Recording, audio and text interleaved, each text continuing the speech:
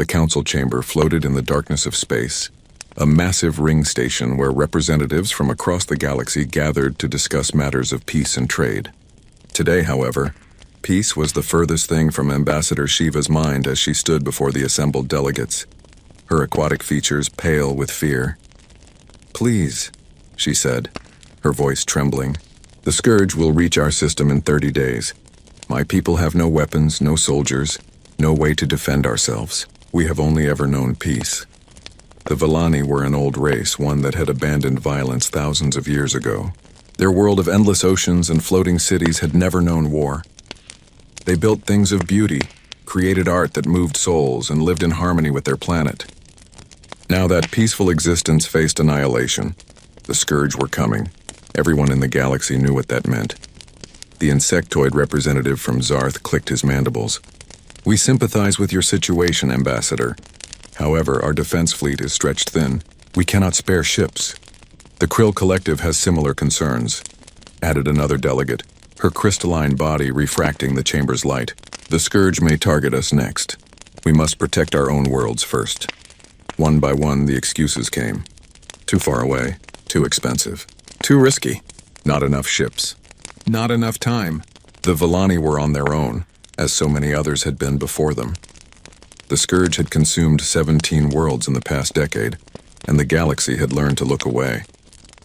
Shiva felt her heart sinking. She had expected this, but hope died hard. Her people would be extinct within weeks. Millions of years of evolution, thousands of years of civilization, all ending because they had chosen peace over preparation. "If there are no other offers of assistance," the council chairman began, "we shall move to the next. The Terran Federation offers aid." The chamber fell silent. All eyes turned to the human representative, a stern woman named Ambassador Chen. Humans were relatively new to the galactic stage, having achieved faster-than-light travel only 70 years ago. They were considered strange by most species, aggressive, unpredictable, and oddly emotional for a spacefaring race. You would help us?" Shiva asked, barely daring to believe. Ambassador Chen stood, her dark eyes serious. "The Terran Federation does not abandon those who ask for help. We are dispatching assistance immediately. Expect our ships within 5 days." "How many ships?" asked the Zarth representative skeptically. "The Scourge fleet numbers over 200 vessels. What can you possibly—" "Enough ships," Chen interrupted. "Ambassador Shiva, prepare your people. Humanity is coming." The transmission ended and the council erupted in whispers. The humans were mad, everyone agreed. They would send a token force, maybe help evacuate some civilians and leave. That was what any sensible species would do. The scourge could not be fought. They could only be survived. Shiva returned to Villani Prime with a heavy heart. She had secured help, yes, but what could the humans really do? They were a young species, barely established in galactic politics. She had seen their ships, functional but nothing impressive. Their military was small compared to the major powers. Still, it was more than nothing, more than anyone else had offered. 5 days later, the human ships arrived. Shiva stood in the orbital observation station, watching the designated coordinates with her military advisor, Commander Thelon. They expected perhaps a cruiser or two, maybe a frigate squadron. What emerged from faster-than-light travel made Thelon's datapad slip from his hands. 3 ships appeared, but calling them ships felt inadequate. The first was a carrier, easily 3 kilometers long, bristling with launch bays and point defense cannons. Its hull was scarred and patched, bearing the marks of dozens of battles. The name Indomitable ran along its side in harsh human letters. The second was even larger, a strange vessel that looked more like a flying factory than a warship. Massive construction arms folded against its hull, and its cargo bays could have swallowed a Villani city whole. Prometheus Rising was its name. The third ship made Shiva's blood run cold. It was smaller than the others, but it radiated menace like a predator among prey. Every line of its design spoke of a single purpose: destruction. Weapon ports covered its surface, and its main cannon ran nearly the length of the ship. The Hammerfell had come to Villani space. "By the deep waters," Thelon whispered. "What are those?" Before Shiva could answer, a communication request came through. A human face appeared on the screen. A woman in her 40s with sharp features and eyes that had seen too much combat. "Ambassador Shiva? I'm Commander Elena Vasquez of the TFS Indomitable. Permission to dock?" We need to discuss defensive strategies immediately. Defensive strategies? Shiva repeated, confused. Commander, we appreciate the evacuation assistance, but... Evacuation? Vasquez looked genuinely puzzled. Ambassador, we're not here to evacuate. We're here to defend your world. Now, are you going to let us dock, or do we need to set up a meeting in space? We have a lot of work to do and only 25 days to do it. 20 minutes later, Shiva and her advisors sat in the Indomitable's briefing room, staring at holographic displays of their entire planet. Human officers moved around them with purpose, each one focused and efficient. The room hummed with quiet intensity. Commander Vasquez stood at the display, her fingers manipulating the three-dimensional image of Volani Prime. We've completed our initial scans. Your planet has 3 major continents and 17 significant population centers. Your orbital space is empty except for civilian stations. No defense platforms, no military installations, no weapon emplacements. We are a peaceful people, Shiva said softly. We have no need for such things. You do now, Vasquez replied, not unkindly. The Scourge don't care about peace. They care about biomass. Every living thing on your world is food to them. She zoomed in on the largest continent. We'll start here. Chief Engineer Webb is already preparing construction teams. We'll have the first orbital defense platforms operational within 48 hours. 48 hours? Thelen said, shocked. That's impossible. Such construction would take months, even years. A massive man in a grease-stained uniform stepped forward. His name tag read Webb. Respectfully, Commander Thelen, you've never seen human engineers work against a deadline. We built the Mars colonies in 8 months. We constructed the Titan shipyards in 3 years. When humans need something done fast, we make it happen. But the resources, Shiva began. The Prometheus Rising is a mobile construction platform, Webb explained. She carries raw materials, fabrication equipment, and 5,000 of the best engineers in human space. We also have mining drones that can extract what we need from your asteroid belt. Resources aren't the problem. Time as Vasquez pulled up another display. We're also going to need to fortify your population centers. The Scourge will make landfall, they always do. We need bunkers, evacuation routes, and defensive positions. Your people will need to relocate to hardened shelters. Our people have never experienced war, Shiva said, feeling helpless. They don't know how to fight, how to hide, how to... Then we teach them, Vasquez said firmly. Ambassador, I know this is overwhelming. Your people have lived in peace for generations. That's beautiful. That's what we're fighting for. So you can keep that peace. But right now, we need you to trust us. Can you do that? Shiva looked at the human commander, at her scarred hands and tired eyes, and saw something she hadn't expected. Genuine determination. This woman wasn't here out of political obligation or for some hidden agenda. She was here because she believed in protecting those who couldn't protect themselves. Yes, Shiva said. We trust you. Tell us what you need. Everything, Vasquez replied. Landing coordinates for construction teams. Lists of all underground caverns and natural shelters. Civilian organization plans. We'll also need volunteers. People willing to learn basic combat skills. They won't be soldiers in 25 days, but they can learn to operate defensive systems. I'll put out the call, Thelen said, straightening. What else? Chief Webb grinned, though it wasn't a happy expression. Coffee, lots of coffee. And tell your people not to panic when they see our work. Human construction methods can be loud. That turned out to be the understatement of the century. Within 6 hours, human shuttles filled Volani skies. Construction crews descended on designated sites with equipment that looked like it belonged in a war zone, not a building project. Massive drills carved into the earth. Mining machines extracted ore at impossible speeds, and fabrication units worked around the clock. The Volani people watched in awe and terror as the humans transformed their world. Explosions echoed across continents as humans used controlled demolitions to create underground bunker complexes. The ground shook. Buildings rattled. Children cried in fear, but the humans kept working. Shiva visited one construction site 3 days after the humans arrived. What had been an empty field was now a massive underground facility, complete with life support, food storage, and medical facilities.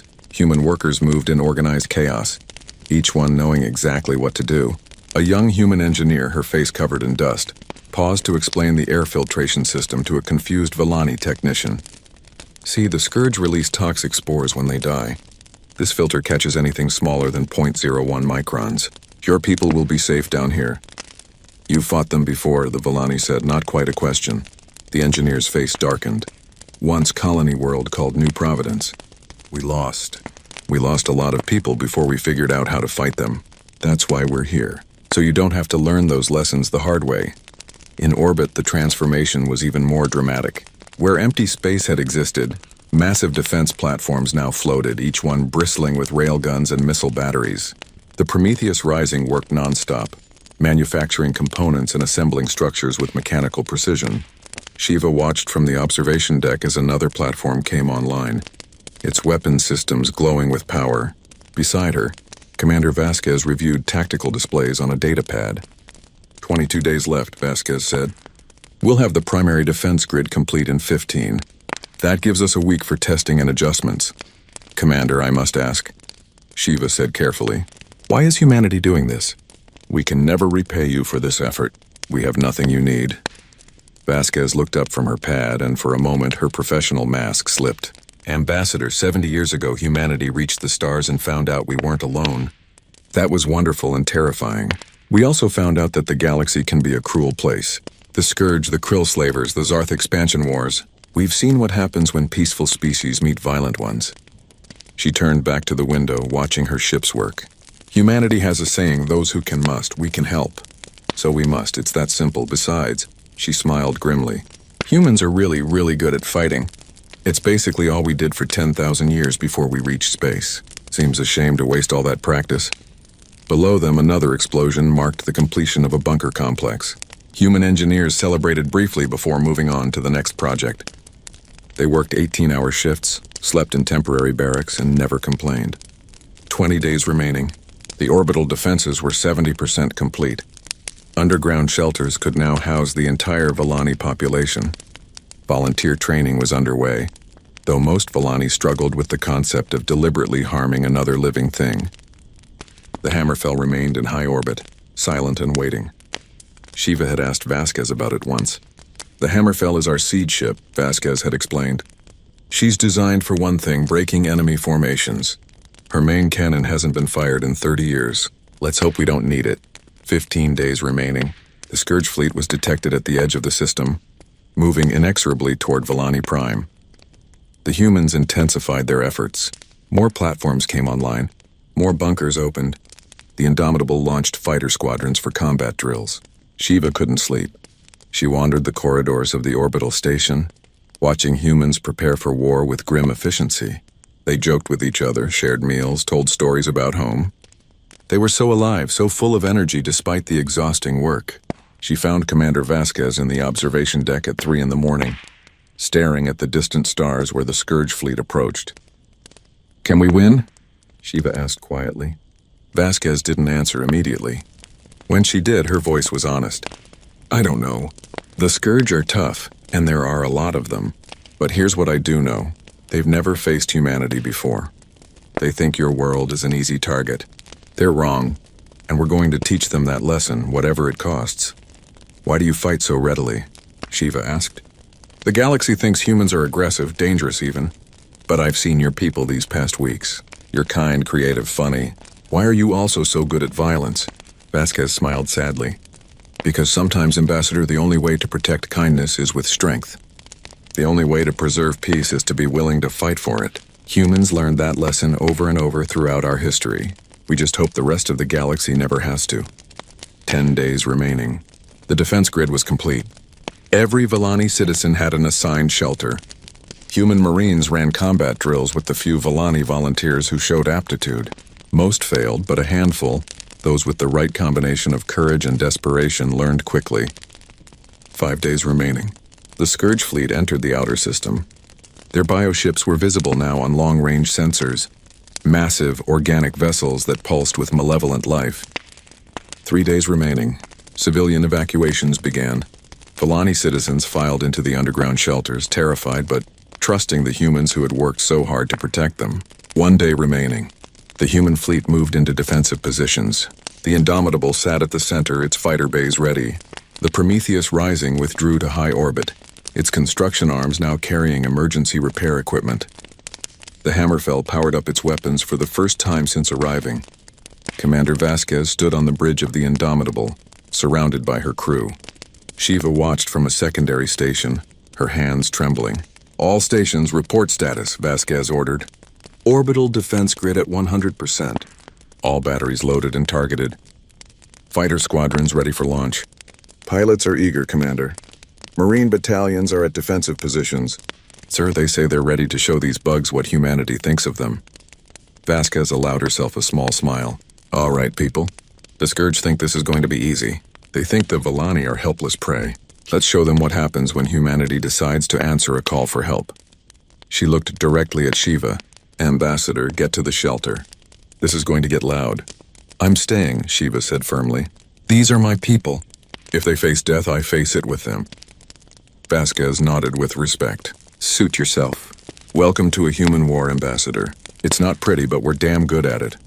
The Scourge fleet entered orbital space, 200 bioships strong, each one oozing with organic weapons and carrying thousands of ground troops. They had done this countless times before.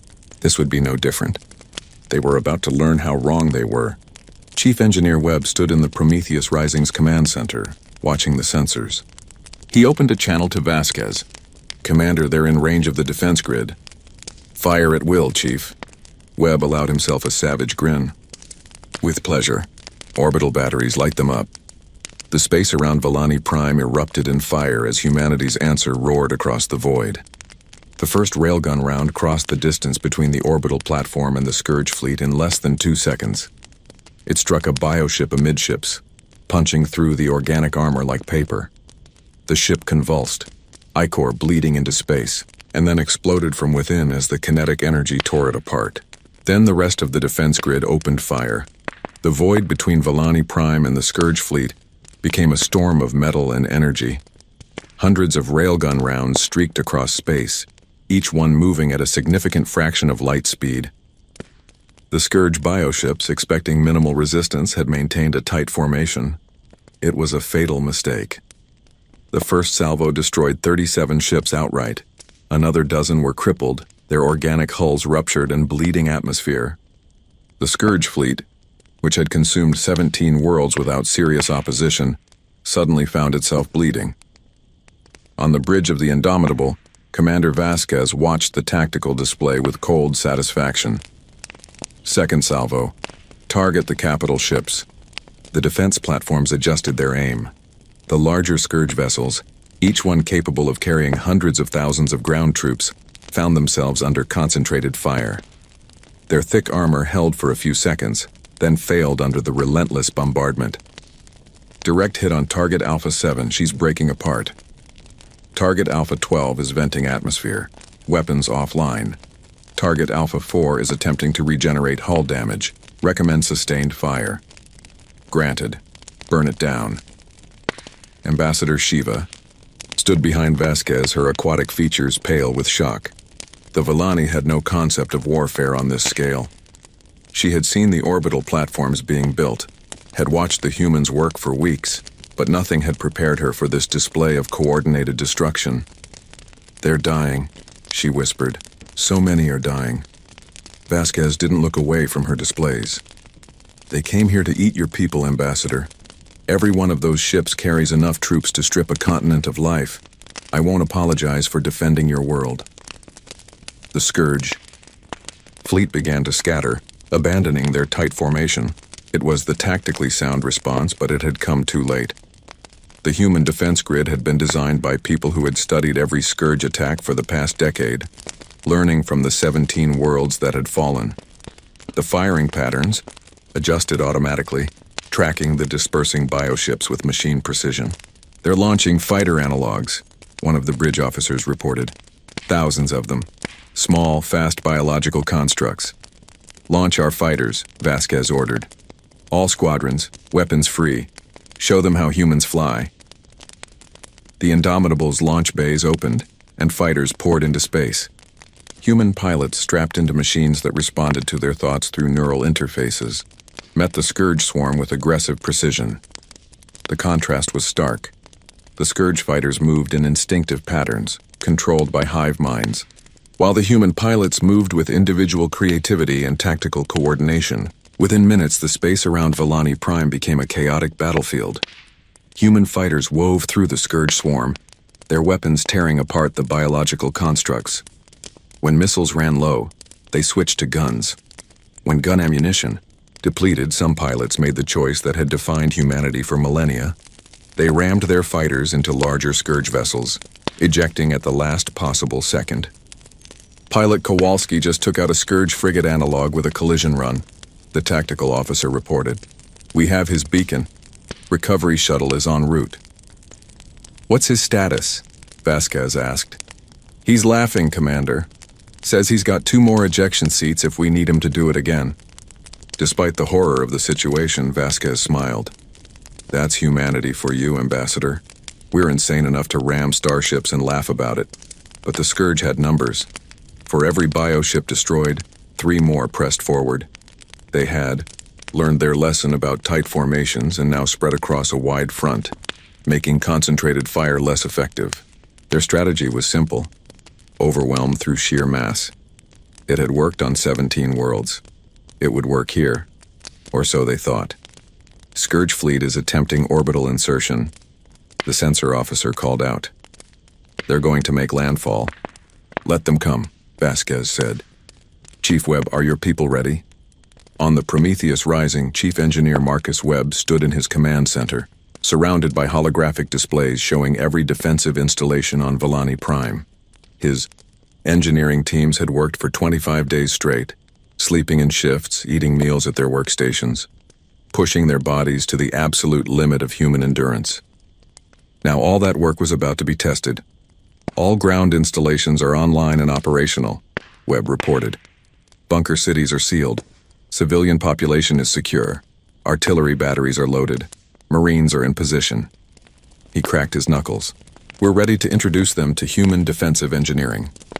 The Scourge bioships began their descent through Volani Prime's atmosphere. Massive, pulsating vessels that looked like diseased organs, they carried millions of ground troops. Beetle-like. Warriors the size of hover cars, each one capable of tearing apart a building with their claws. They hit the first layer of defense at 10,000 meters. Human surface-to-air missile batteries opened fire, filling the sky with contrails and explosions. Dozens of Scourge landing craft detonated in the upper atmosphere, raining biological debris across empty fields. But more kept coming. The Scourge were willing to accept massive casualties. They had evolved for overwhelming assault, throwing bodies at problems until the problems drowned in ichor and chitin. They landed on the largest continent in waves, millions of warriors pouring from ruptured bioships. The Beetle soldiers scuttled forward with horrifying speed, mandibles clicking, ready to begin the harvest of Volani Prime. Then they met humanity's second lesson. Humans knew how to build death traps. The Scourge pushed forward across what appeared to be open plains heading toward the nearest Volani city. Halfway there, the ground exploded. Chief Webb had spent 2 weeks mining the entire approach with enough explosives to reshape the landscape. Entire divisions of Scourge warriors simply ceased to exist, vaporized by carefully placed charges. The survivors pushed forward, driven by their hive mind's insistence. They ran directly into the second line of defense, automated turrets that Webb's teams had installed every 100 meters. The turrets were AI-assisted, fast enough to track individual targets and smart enough to prioritize threats. They opened fire with machine guns, grenade launchers, and flamethrowers. The Scourge line staggered under the withering fire, but pressed on. They were tough, redundant, and numerous. A few thousand casualties meant nothing to them. They would overwhelm these defenses as they had overwhelmed so many others. Then they met the third line, human Marines. Sergeant Marcus Dust Callahan lay in his fortified position, watching the Scourge advance through his rifle scope. Around him, his squad did the same, each one a veteran of a dozen conflicts. They had volunteered for this mission when many thought it was suicide. That was fine with them. Marines specialized in impossible missions. Contact in 30 seconds, someone murmured. Remember, Dust said calmly, headshots only. These things can lose limbs and keep fighting. You need to hit the brain cluster behind the forward carapace. Nice and easy. Sarge, there's like 10,000 of them, a younger Marine said, his voice tight with nervousness. Then you'd better not miss, Dust replied. Fire when ready.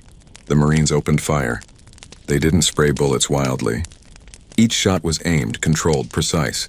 Human marksmanship, honed over centuries of warfare, met alien biology in a test of efficiency versus numbers.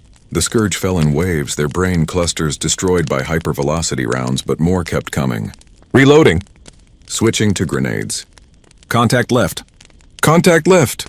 I see them. Covering fire! The battle devolved into chaos. The Scourge reached the human lines and began close combat.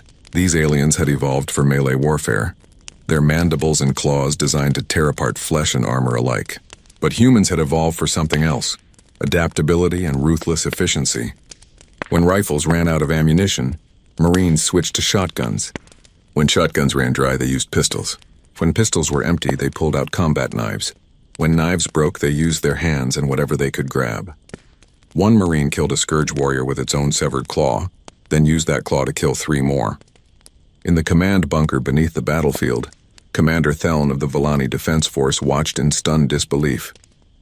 He had never imagined combat could be so brutal, so personal, so utterly without mercy. The humans fought like cornered predators, giving no quarter and expecting none. They're insane, he whispered. They're magnificent, Shiva corrected, standing beside him. She had refused to stay in orbit once the ground battle began, insisting on being with her people. Now she watched as humans died to protect a species they had known for less than a month. They're fighting for us, for people they barely know. Scourge are breaking through on the northern approach, a tactical officer reported. They're heading for Shelter Complex 7, 3,000 civilians inside. Dispatch reinforcements, Thelon ordered, though he knew they had none to send. Every human soldier was already engaged. They were outnumbered 50 to 1. Negative, came a voice over the comms. It was Dust. Northern approach is my sector. We'll handle it.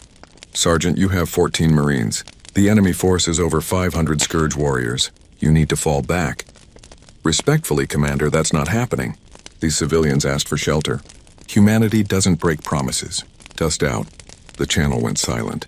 Theln pulled up the visual feed from the northern approach and watched in horror and awe as 14 humans positioned themselves between 500 aliens and a shelter full of innocent civilians. They held for 40 minutes. Dust and his team used every trick humanity had learned in 10,000 years of warfare. They used the terrain, funneling the Scourge into kill zones. They used combined arms, coordinating rifle fire with grenades and explosives. They used psychological warfare, making noise and movement to seem more numerous than they were.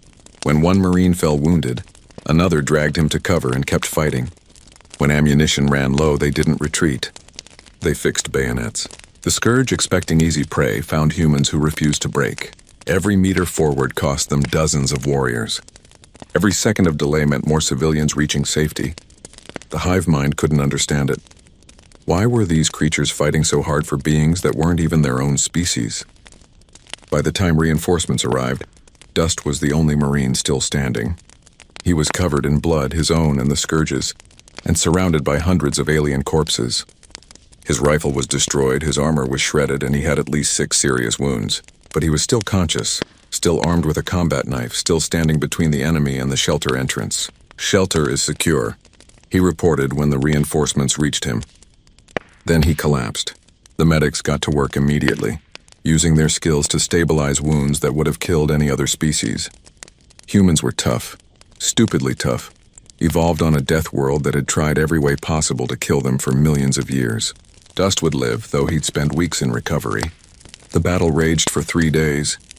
The Scourge kept landing troops, kept pushing forward, kept expecting the defenders to break. But the humans didn't break. They couldn't afford to. Every shelter they defended contained thousands of Volani lives. Chief Webb worked miracles, using the Prometheus Rising's fabrication facilities to manufacture ammunition, medical supplies, and replacement parts for damaged defensive systems. His engineers worked in the middle of combat zones, repairing turrets under fire, rebuilding defensive positions while Scourge warriors attacked them. One engineer, a woman named Sarah Chen, held a critical supply route by herself for 2 hours when her squad was pinned down. She used a construction mech, a machine designed for lifting cargo as an improvised combat vehicle, crushing Scourge warriors with equipment that was never meant for warfare. In orbit, the battle continued. The Scourge bioships kept coming and the human fleet kept destroying them. But the numbers were telling. The Indomitable had lost a third of its fighter complement. 2 of the orbital defense platforms had been destroyed. Human casualties mounted. On the 3rd day, Commander Vasquez stood on the bridge reviewing reports and realized the truth. They were losing. Not quickly, not obviously, but inevitably. The Scourge simply had too many ships, too many warriors. Humanity was fighting with everything they had, but eventually the numbers would overwhelm them. "Commander," the tactical officer said quietly, "Scourge capital ships are forming up. They're preparing for a massive orbital bombardment. If they target the shelters directly, the shelters could withstand conventional attacks. But if the Scourge were willing to sacrifice dozens of their own ships to punch through the defenses, they could reach the civilians. Millions would die." Vasquez stood silent for a long moment, running calculations in her head. Then she opened a channel to the Hammerfell. "Captain Morrison, this is Commander Vasquez. Authorization code Vasquez Theta 9. I need your main gun." There was a long pause. Everyone on the bridge knew what that meant. The Hammerfell's main weapon was a mass driver cannon that ran nearly the full length of the ship. It fired projectiles at relativistic speeds with enough energy to crack a planet's crust. The weapon hadn't been used in 30 years because the last time it fired, it had destroyed an entire enemy fleet, along with 3 friendly ships that were too close to the target. "Commander," Captain Morrison said carefully, "you know what you're asking. The targeting requirements, I know, Captain. But if we don't break that formation now, we lose the planet. All of it. Every Villani. Every human marine, every civilian we've been protecting. I need that gun." Another pause. "Understood. Powering up the main cannon. We'll need 15 minutes to charge." "You have 10, Vasquez said and closed the channel. She turned to Shiva, who had been listening in growing horror. "Ambassador, I need you to order a planet-wide alert. Everyone underground, as deep as possible. What I'm about to do is going to light up your sky." "What are you doing?" Shiva asked, though she already knew the answer. "I'm using the biggest gun humanity ever built," Vasquez said grimly. "And I'm praying I don't miss. Get underground, Ambassador, now." Chief Webb had been coordinating defensive operations when the alert came through. He looked at the tactical display, saw the Hammerfell moving into position, and started laughing despite the exhaustion and stress. "Those magnificent bastards are actually doing it," he said to no one in particular. He opened a channel to all human forces on the ground. "All personnel, this is Chief Webb. Get underground immediately. I mean, right now. Forget what you're doing. Just get below ground and get something solid over your head. The Hammerfell is about to show these bugs why humans don't build weapons for show." On the ground, Dust, barely conscious in a medical bay, heard the announcement and smiled through his pain. "About time. I was getting tired of the fair fight." In orbit, the Hammerfell completed its positioning. The seed ship had been designed for one purpose: breaking enemy formations that conventional weapons couldn't handle. Its main gun was a marvel of human engineering, a weapon that channeled unimaginable amounts of energy into a single projectile. Captain Morrison sat in his command chair, running final calculations. His crew moved with practiced precision, each one knowing their role. They had trained for this moment, even though they hoped never to use it. "Main gun charged to 90%, the weapons officer reported. "Target lock acquired on the Scourge capital formation. 95%. 100%. Ready to fire, Captain." Morrison took a deep breath. "All human ships clear the firing lane. Villani forces, get your people underground. This is going to be loud." He opened a fleet-wide channel, for humanity and for those who asked us for shelter. "Fire." The Hammerfell fired its main gun, and the universe answered with thunder. The projectile left the Hammerfell traveling at 12% the speed of light. It crossed the distance to the Scourge capital formation in less than 3 seconds.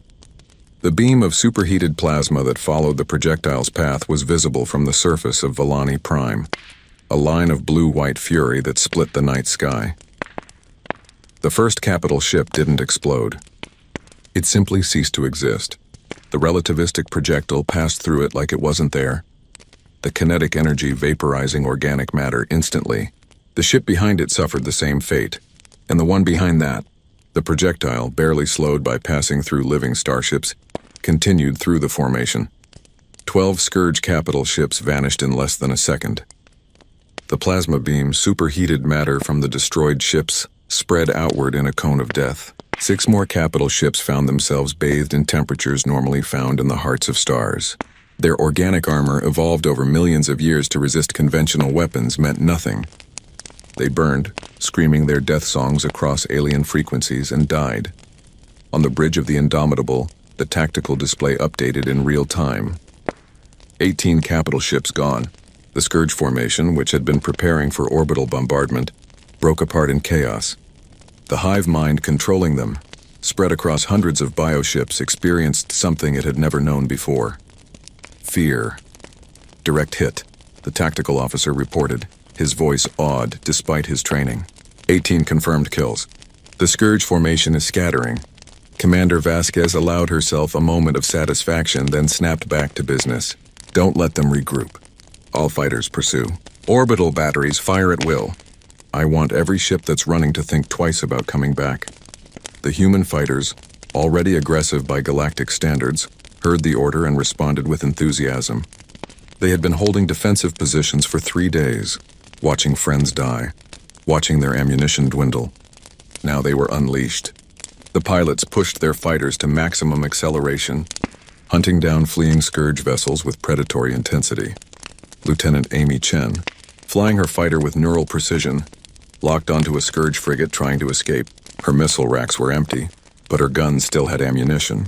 She closed to point-blank range, a distance that made her wingman scream warnings over the comm, and poured fire into the bioship's engines. The organic propulsion system ruptured, and the ship began tumbling out of control.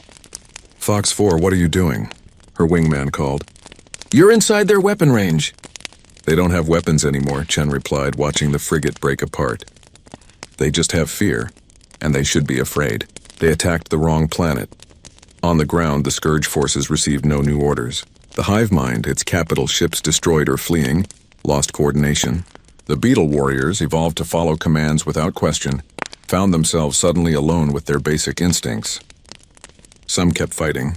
Others attempted to flee. Many simply froze, their limited individual intelligence unable to cope with the loss of guidance. Human Marines, battered and exhausted, pressed their advantage. Sergeant Dust, conscious again despite his injuries, refused to stay in the medical bay.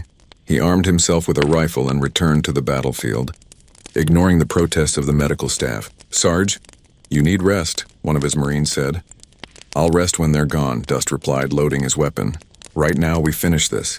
The tide had turned, but battles don't end cleanly. The Scourge on the ground still numbered in the millions, and even disorganized, they were dangerous.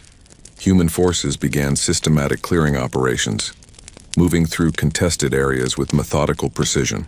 Chief Webb's defensive installations, battered but functional, provided fire support. One Scourge concentration held out near Shelter Complex 12. Cut off from the hive mind, they had reverted to their most basic instinct: consume. They tore into the ground, trying to dig toward the shelter, trying to reach the Volani civilians hiding beneath. A team of human combat engineers reached the site first. Led by Sergeant Maria Santos, they found the Scourge literally eating through the earth, their powerful mandibles grinding through rock and soil. The shelter's outer wall would be breached within hours. Can't use explosives, Santos muttered, reviewing the situation. Too close to the shelter. Heavy weapons might damage the structure. She grinned without humor. Looks like we do this the old-fashioned way. Everyone grab a flamethrower. We're going bug hunting. Her team descended into the tunnels the Scourge had created, fighting in absolute darkness against enemies evolved for subterranean warfare. The humans used thermal imaging, coordinated tactics, and sheer stubborn courage. They cleared tunnel after tunnel, incinerating Scourge warriors in close combat that tested the limits of human nerve. Santos personally held a critical junction for 30 minutes, while her team evacuated wounded. She stood in a tunnel barely tall enough to crouch in, using a flamethrower to create a wall of fire between the Scourge and her people. When her fuel ran out, she switched to a shotgun. When the shotgun was empty, she used demolition charges, collapsing the tunnel on herself and the advancing Scourge. Her team dug her out 3 hours later, alive and furious that they had taken so long in orbit. The battle continued, but the outcome was no longer in doubt. The Scourge fleet, shattered and demoralized, attempted to withdraw. Commander Vasquez faced a decision. She could let them go, save ammunition and lives, declare victory, or she could ensure they never threatened another world. She thought of 17 planets consumed. She thought of millions of beings who had died because the scourge went unchallenged. She thought of Ambassador Shiva's face when she had begged for help from a galaxy that turned away. "All ships," she ordered, her voice cold as void. "No survivors. We end this here. Commander," her XO said quietly. They're fleeing." The rules of engagement. The rules of engagement are written by people who never faced the scourge, Vasquez interrupted. These things don't surrender. They don't negotiate. They consume. If we let them escape, they'll return with more ships and attack another world. How many civilians have to die before the galaxy learns this lesson? She looked at her XO directly. "I'll take full responsibility, but we're ending this threat. Permanently." The Indomitable led the pursuit, its fighters and remaining weapons hunting down fleeing scourge vessels. The Hammerfell, its main gun depleted, used conventional weapons. Even the Prometheus Rising, a construction ship, deployed its limited defenses. The message was clear. Humanity was done playing defense. The Scourge Queen Mind, distributed across the surviving bioships, made a calculation. In 10,000 years of existence across hundreds of worlds, the Scourge had never retreated. They had never needed to. They overwhelmed resistance through numbers and consumed everything in their path. It was their nature, their purpose, their evolutionary destiny. But evolution required survival, and survival required learning. The Queen Mind issued an unprecedented command: full retreat. Jump to faster-than-light travel. Abandon this system, flee to dark space where the humans couldn't follow. The cost was enormous. Abandoning ground forces meant losing millions of warriors. Leaving behind bioships meant reducing their fleet strength. But the alternative was extinction. The remaining Scourge capital ships engaged their organic FTL drives and vanished, leaving behind nearly 3 million ground forces with no way off the planet. On Volani Prime, those abandoned Scourge warriors faced a choice they had never encountered before: surrender or death. The hive mind was gone. Individual intelligence, suppressed for millions of years of evolution, flickered weakly. Some kept fighting mindlessly. Others simply stopped moving, their primitive brains unable to process their situation. Commander Theln, watching from the command bunker, made a decision that surprised everyone, including himself. Broadcast a message in all frequencies. Tell them to lay down their weapons and gather in designated areas. If they comply, we will not kill them. A human officer looked at him in shock. "Commander, these things were trying to eat your people." "And you taught us something," Theln replied. "Humanity fights with incredible violence, but also with mercy when the fight is won. If we kill helpless enemies, we become the monsters." He looked at Shiva, who nodded agreement. "We are Volani. We choose peace when peace is possible." It was a controversial decision. Many Scourge warriors couldn't understand surrender and had to be eliminated. But thousands did gather in the designated areas. Their weapons dropped, their threat neutralized. For the first time in their species' history, Scourge warriors experienced captivity. The battle for Volani Prime was over. The humans had won, but victory was measured in scars. The casualty reports came in over the following days. 40% of human fighters destroyed or damaged beyond repair. 2,300 Marines dead, another 4,000 wounded. The Indomitable had suffered critical damage to its port side, 3 decks exposed to vacuum. 2 orbital defense platforms completely destroyed, 5 more heavily damaged, but Volani Prime stood. Of the 8 million Volani civilians, 30,000 had died, mostly from accidents during the evacuation or shelter collapses during bombardment. It was a tragedy, but measured against the extinction the Scourge would have delivered, it was a miracle. Ambassador Shiva walked through the human medical bay 3 days after the last shot was fired. The bay was overwhelmed with wounded human and Volani working side by side to treat everyone. She found Commander Vasquez there, refusing treatment until her people were cared for. "Commander, you need medical attention," Shiva said, seeing the bandages and the exhaustion on Vasquez's face. "I'm fine," Vasquez replied, though she clearly wasn't. "How are your people?" "Alive because of you, because of all of you." Shiva sat beside her, struggling with emotions she had no words for. "Commander, why did you do this?" "We are not your people. We had nothing to offer you. You could have sent a token force and left. Instead, you fought like we were your own. Why? Vasquez was quiet for a long moment, watching medics work on a Marine who had lost a leg. Ambassador, do you know what humanity's greatest strength is? It's not our technology or our tactics. It's that we're too stupid to know when something is impossible. You asked for shelter. Anyone else heard evacuation request? We heard protect them. She turned to look at Shiva directly. Before we reached the stars, humans fought each other for thousands of years. World wars, civil wars, every kind of conflict you can imagine. We nearly destroyed ourselves a dozen times, but we also learned something. The cost of helping someone is always less than the cost of watching them die and doing nothing. Always. Your people sacrificed so much, Shiva said, tears flowing freely now. In Villani culture, tears were sacred, only shed for the deepest emotions. That's what sacrifice means, Vasquez said gently. Doing something that costs you because it's the right thing to do. Your people gave us something in return, though you don't realize it. What could we possibly give you? Purpose, Vasquez replied. For 10,000 years, humans were predators. We evolved to hunt, to fight, to survive. When we reached the stars, we worried we'd become the monsters, that all that violence would make us conquerors. But this showed us we can be protectors instead. You gave us a reason to be strong. You gave us a reason to fight. That's worth more than you know. A medical officer finally convinced Vasquez to lie down for treatment. As the medics worked on her injuries, she kept talking. The galaxy thinks humans are aggressive and dangerous. They're right, but they don't understand that we can choose who that aggression targets. We're dangerous to the Scourge. We're dangerous to anyone who threatens innocent beings, but we're the best friends you could ask for. Shiva stayed with her until the medical treatment was complete. Around them, the bay bustled with activity.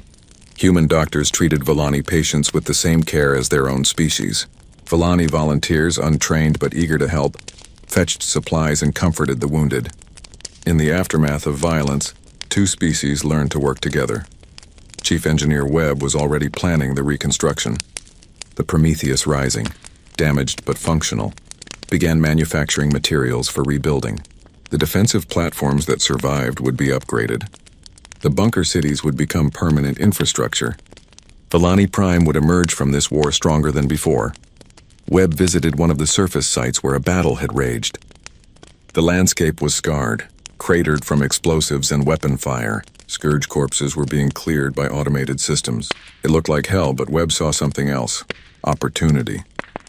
We're going to help you rebuild all of this, he told the Villani engineers accompanying him. But we're also going to teach you how to build defensively, how to maintain weapon systems, how to be ready if something like this happens again. We are a peaceful people, one of the Villani said hesitantly. We do not want to become warriors. You don't have to be warriors, Webb replied. But you need to be prepared. Peace is wonderful, but peace without the ability to defend it is just asking to be a victim. We'll teach you to be strong. What you do with that strength is up to you. The captured Scourge warriors presented a unique problem. The Galactic Council wanted them destroyed. They were too dangerous to keep alive. The Villani, however, refused. Commander Thelen argued passionately that destroying helpless prisoners would make them no better than the Scourge themselves. Humanity offered a compromise. The Scourge would be studied, their biology analyzed, their hive mind mechanisms understood. If they could be rehabilitated, separated from the hive permanently, they might become individuals. If not, they would be humanely kept in isolation. It was a long shot, but it was better than mass execution. Scientists from multiple species arrived to study these captured Scourge. What they found was disturbing and sad. Creatures evolved entirely for warfare with almost no individual identity. But there were sparks of something more. Hints that with the hive mind gone, individuality could emerge. It would take years, maybe decades, but there was hope. 1 week after the battle ended, the Indomitable prepared to depart. The ship was barely flight-worthy, held together by emergency patches and Chief Webb's engineering miracles. But Commander Vasquez insisted on leaving. Villani Prime needed to begin healing, and the human presence was a reminder of trauma. Ambassador Shiva stood in the orbital station's docking bay, watching the human crew prepare for departure. She had prepared a speech, something eloquent and worthy of the sacrifice these beings had made. When the moment came, all her prepared words evaporated. "Thank you," she said simply. Thank you for everything. Vasquez smiled, tired but genuine. You're welcome, Ambassador. Take care of your people, and remember what you learned. Peace is precious, but defending it isn't weakness. It's responsibility. Will we see you again? Shiva asked. Maybe, Vasquez said. The galaxy is a big place and humanity is still exploring. But if you ever need help again, really need it, send word. We'll come. That's what friends do. The Indomitable departed, followed by the Prometheus Rising and the Hammer fell. They left behind a transformed world. Volani Prime had defense platforms, trained defensive forces, and the knowledge that they weren't alone in the galaxy. They also left behind something intangible but precious: hope. In the command bunker that would become Volani Prime's military headquarters, Commander Thelen stood before a memorial wall. Names were being engraved. Every human who had died defending their world. It would take weeks to complete. Next to the human names would be Volani names, their own people who had fallen. We will remember, Thelen said quietly. We will tell our children, and they will tell theirs. We will remember the day humanity answered our call for shelter, and sent us commanders to lead, builders to fortify, and bombers to defend. We will remember that we are not alone. The Scourge fleet, what remained of it, fled into dark space and never returned to that sector of the galaxy. They had learned that some prey fought back, and some prey had friends who were very, very good at violence. The Galactic Council held emergency sessions for weeks after the Battle of Volani Prime. They debated human tactics, questioned human aggression, worried about human military capability. Some proposed sanctions. Others suggested restrictions on human fleet movements. Ambassador Chen listened to it all with barely concealed contempt. When the debate finally died down, she stood to address the council. For weeks, you've debated humanity's actions. You've questioned our methods, our morals, our right to intervene. I have one question for you. Where were you? She looked around the chamber. Ambassador Shiva stood where I'm standing now and begged for help. 17 worlds had already fallen. Millions were already dead. And you did nothing. You offered sympathy, offered evacuation options, offered words. Humanity offered ships, soldiers, and blood. The chamber was silent. Chen continued, her voice sharp. You call us aggressive? Yes, we are. You call us dangerous? Absolutely. But we're dangerous to slavers, to world eaters, to anyone who threatens innocent beings. If that makes us outlaws in your eyes, so be it. We'll be outlaws who sleep soundly, knowing we helped someone who needed it. The Terran Federation will continue to act according to our own principles. We will help those who ask for help. We will defend those who cannot defend themselves, and we will fight anyone who tries to stop us. This council can sanction us, condemn us, or thank us. Frankly, we don't care which. The people of Volani Prime know what we are, their friends. Chen sat down. The council erupted in arguments, but the humans had made their position clear. They would not apologize for defending Volani Prime. They would not promise to follow rules written by beings who valued procedure over lives. 4 other species, watching the debate, quietly sent messages to Earth requesting military aid against various threats. Humanity had proven something the galaxy needed to know. Some species would fight for you, not for profit or territory, but simply because it was right. The Scourge, wherever they fled, carried with them a new understanding. The galaxy had changed. There was a new predator now, one that didn't hunt for food or territory. Humanity hunted monsters, and they were terrifyingly good at it. On Volani Prime, life began returning to normal, though normal had changed forever. Children played in parks built over old battlefields. Adults worked in cities that now had defensive walls. Volunteers trained with weapons they hoped never to use again. And above it all, in stationary orbit, sat a gift from humanity. A single defense platform, maintained by a joint Volani human crew. It was a reminder and a promise. You are not alone, and you never will be again. Ambassador Shiva stood on a balcony overlooking her capital city, watching the sunset paint the sky in shades of purple and gold. Somewhere up there, human ships were patrolling, making sure the Scourge didn't return. Somewhere down here, human engineers were teaching Volani how to maintain their new defenses. She thought about the galaxy she had known, where the strong consumed the weak and the peaceful died alone. Then she thought about the new galaxy, where at least one species had decided that wasn't acceptable. Thank you, humanity, she whispered to the sunset, for teaching us that we deserve to survive. 3 months after the Battle of Volani Prime, the transformation was almost complete. Where ruins had stood, new buildings rose. Where empty fields had hosted battles, memorial gardens now grew. The scars remained. You couldn't erase that much violence. But life had returned to something resembling normalcy.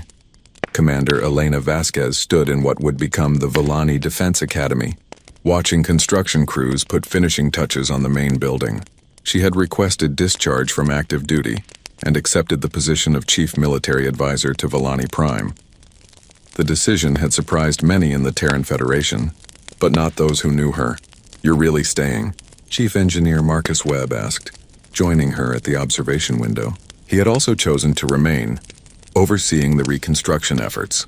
The Prometheus Rising had returned to human space, but Webb had transferred to civilian service. Villani Prime needed builders more than the fleet did. "Someone has to teach them," Vasquez replied. "They're good people, Webb. They deserve a chance to defend what they've built. And honestly, I'm tired of war. Teaching people how to avoid war? That's something I can do." Webb nodded. "Fair enough. The reconstruction is 90% complete. Defense grid is better than what we installed during the battle. Your students are actually learning faster than I expected." "Villani are quick learners," Vasquez agreed. "They just never had a reason to learn warfare before. Now they do." The academy was humanity's gift to Villani Prime, a fully equipped training facility for defensive warfare.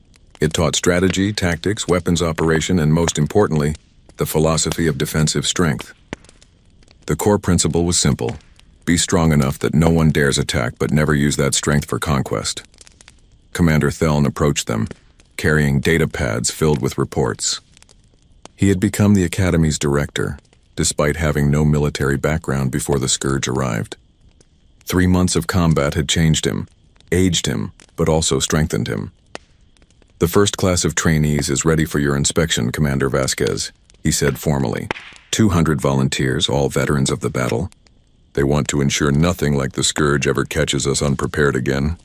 "Let's see what they've learned," Vasquez said. The training ground was impressive, a full simulation facility capable of recreating any combat scenario. 200 Villani, all wearing the new Defensive Force uniform, stood in formation. They weren't Marines. They never would be. But they were capable, trained defenders ready to protect their world. Vasquez walked along the ranks, seeing faces she recognized. The civilian who had helped coordinate evacuations, the engineer who had learned to repair combat equipment under fire, the medical technician who had saved dozens of lives in the field hospitals. They had all been ordinary people 3 months ago. War had made them something more. "At ease," she said, and the formation relaxed slightly. "I've reviewed your training scores. Most of you exceed minimum standards.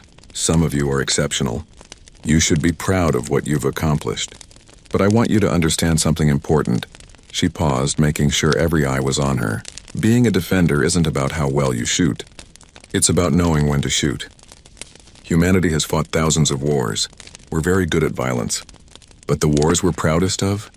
They're the ones we prevented through strength. The battles we didn't have to fight because we were prepared. Your people chose peace for millennia. That was beautiful. That was right. But peace without strength is vulnerability. What you're learning here isn't how to be aggressive. It's how to be strong enough that aggression against you becomes too costly. Do you understand?" "Yes, Commander," 200 voices replied in unison. Vasquez smiled. "Good, dismissed. Enjoy your leave. You've earned it." As the trainees filed out, Ambassador Shiva joined the group. She had been watching from the observation deck. "They learn well. You've given us a gift, Commander." "They were always capable," Vasquez replied. "They just needed someone to show them how." "Speaking of gifts, how's the shipyard project coming?" Shiva's expression brightened. "Better than expected. The Remembrance is ahead of schedule. She'll launch within 2 months." The Remembrance was Villani Prime's first true warship, designed jointly by Villani and human engineers.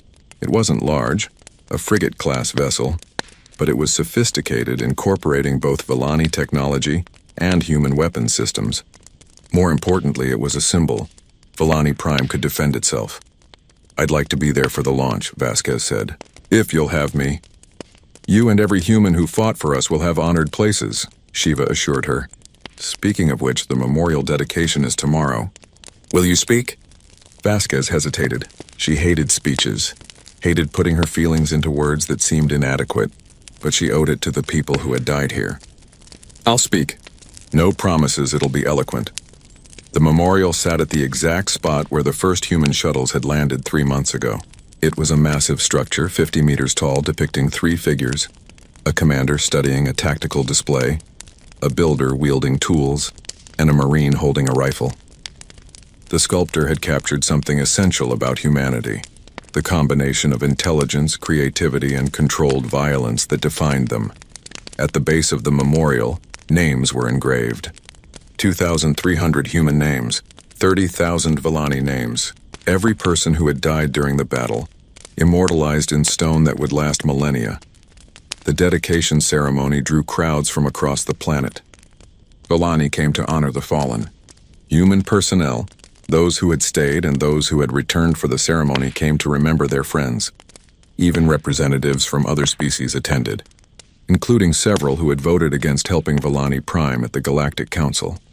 Sergeant Marcus Dust Callahan stood near the memorial, leaning heavily on a cane. His wounds had healed, but he would never move quite as well as before. He didn't care. He had done his job, protected civilians who needed protection. The medals on his chest, awarded by both Villani and human governments, meant less than the children's drawings he had received from the shelter he had defended. Those he had framed and kept. Sergeant Callahan, a soft voice said. He turned to find a young Villani woman, holding a small child. I wanted to thank you. We were in Shelter Complex 7. You saved us. Dust felt uncomfortable with gratitude. He had just been doing his job. Ma'am, You stood between death and my daughter, the woman interrupted gently. For 40 minutes you held them back while we escaped deeper into the shelter. I watched on the security feeds. You and your squad refused to retreat. 3 of your soldiers died protecting us. She touched his arm lightly. Words are inadequate, but thank you. For everything. The child, barely 4 years old, held up a drawing. It showed a figure with a rifle standing in front of smaller figures. The proportions were wrong, the colors chaotic, but the message was clear. You're the hero, the child said seriously. Mama says you're why we're alive. Dust took the drawing with trembling hands. He had killed hundreds during that battle, maybe thousands. But this, protecting one child, this was what mattered. I'm glad you're safe, he managed to say. That's why we were here. Chief Webb found him later, still staring at the drawing. You okay, Dust? Yeah, Dust said quietly. Just thinking. We lost good people here, Chief. Jenny, Marcus, Rodriguez, all of them. Sometimes I wonder if it was worth it.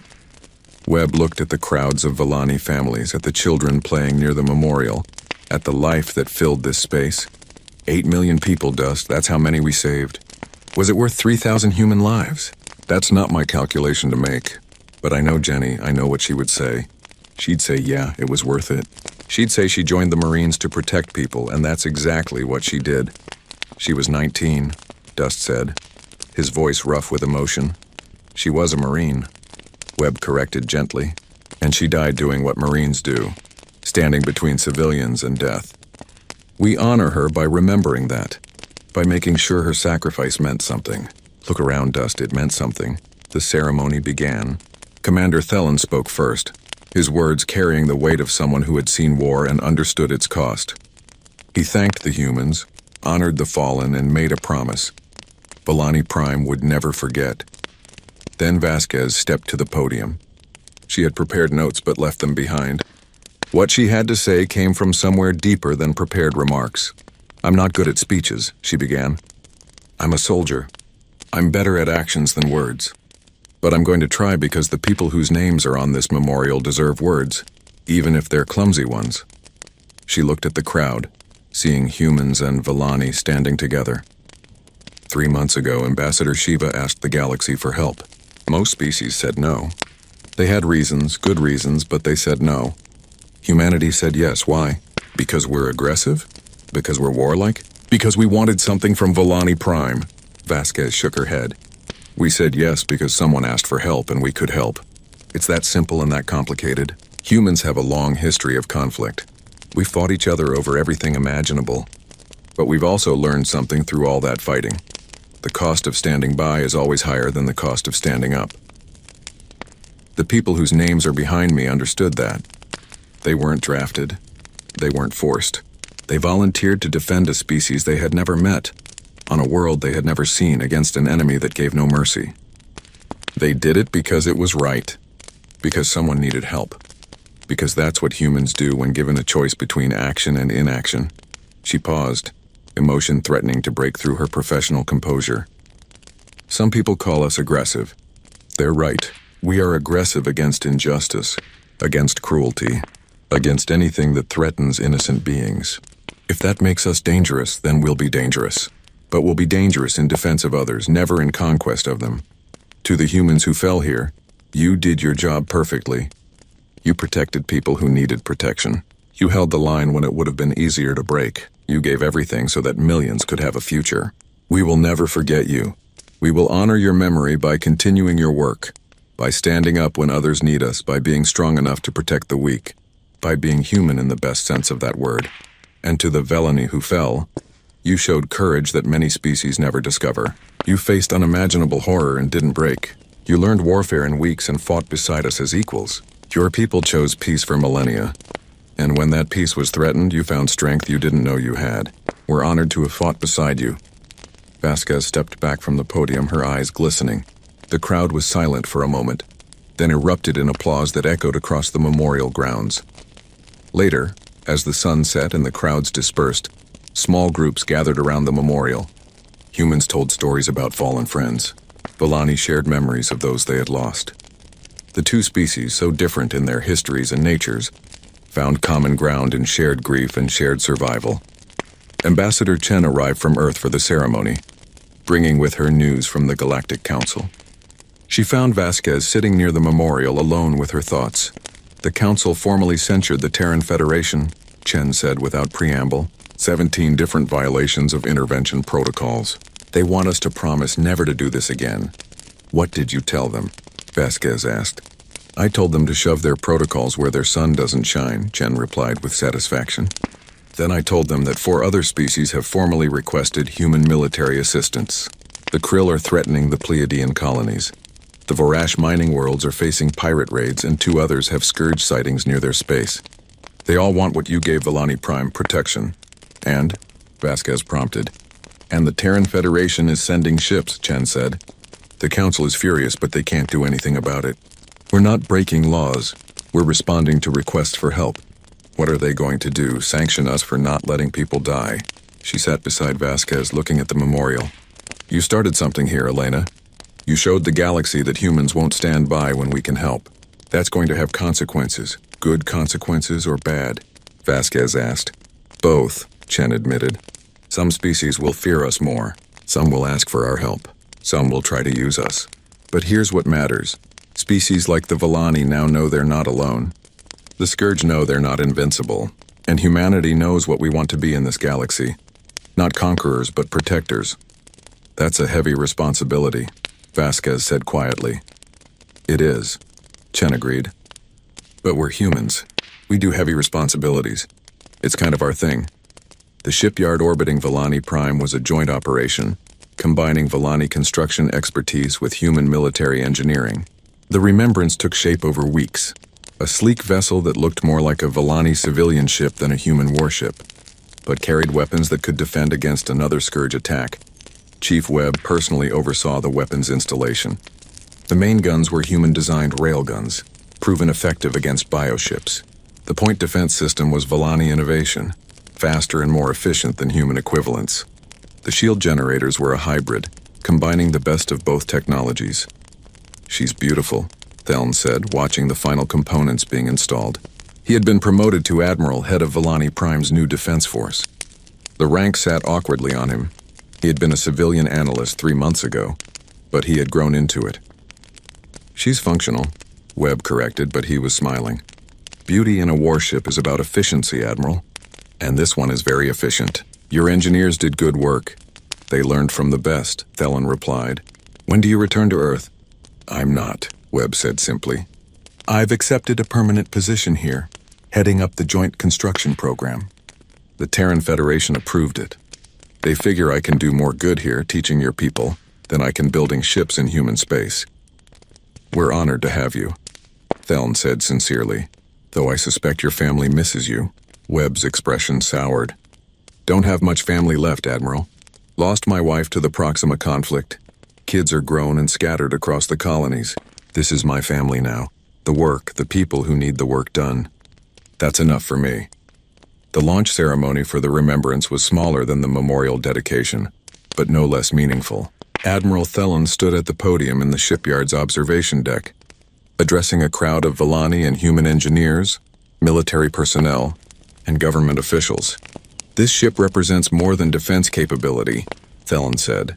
She represents our transformation from a people who hoped peace would be enough, to a people who understand that peace must be protected. We named her remembrance not to glorify war, but to remember what happens when peaceful people have no way to defend themselves.